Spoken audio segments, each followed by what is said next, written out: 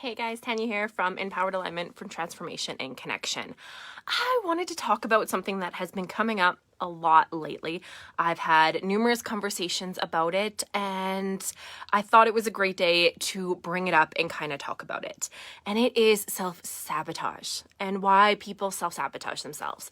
What is it that makes us want to pull ourselves back, hold ourselves in place, and not achieve what it is that we say we want? So here are 3 of the biggest reasons that people self-sabotage. Number 1, and perhaps the biggest one, is they don't believe that they're worthy. They don't believe that they're deserving of it. And because they don't believe in themselves, they don't actually take the actions to step forward and reach their goals. It ties into their self-confidence. Maybe they don't feel confident enough. Maybe it's just that underlying belief that they're not worthy.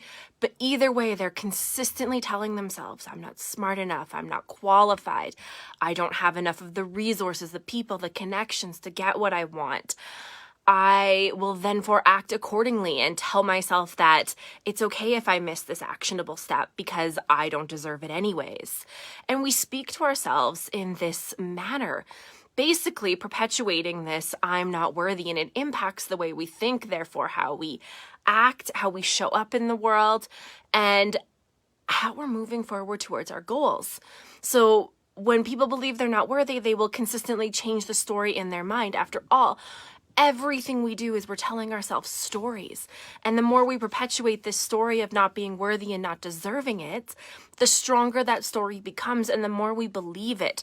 Therefore, we're telling our unconscious minds that we need to find more ways to prove that we are unworthy. So we self-sabotage, we procrastinate, we delay things, we avoid things, we don't take chances.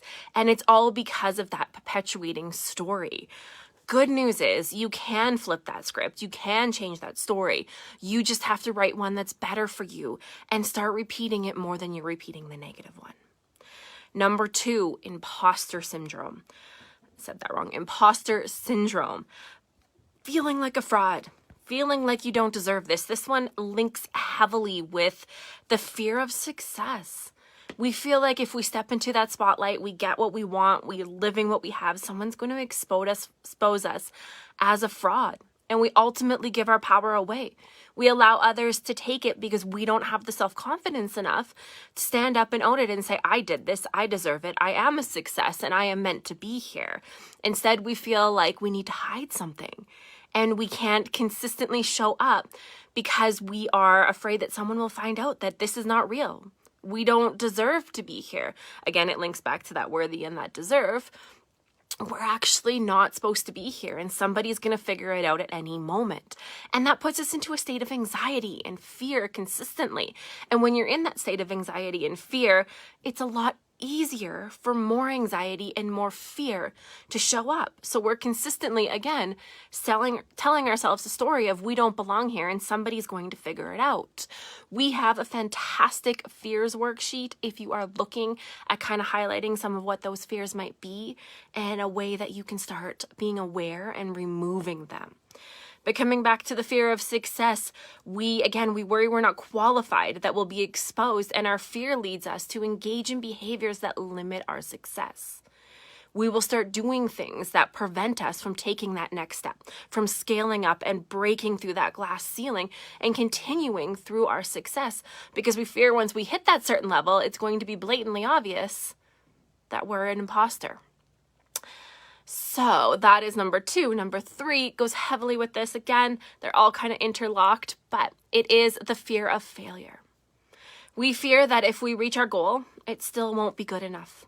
We'll still have another step, another rung on that ladder, so to speak. And it's easier to give ourselves all the reasons why we failed than to let ourselves succeed. So we make it easier on ourselves by doing the self-sabotaging behavior. We let overwhelm take over, and then we continue to sabotage what it is so we don't actually have to take that next step. Because if we take that step and it doesn't work out, then we failed and we've realized our worst case scenario.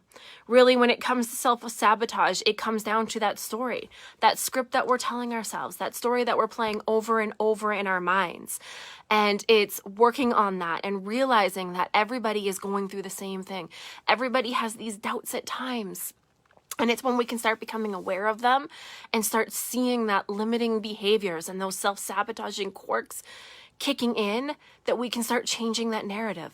And if the being worthy and the not deserving and the not enough is one that you feel has personally held you back, let us know. There are various different techniques that we can do that can help you see that you are worthy, that you do deserve, because at the end of the day, the only person holding you in place is you. So those are 3 reasons why a lot of people self-sabotage. I hope everyone has a lovely day, and we will see y'all soon.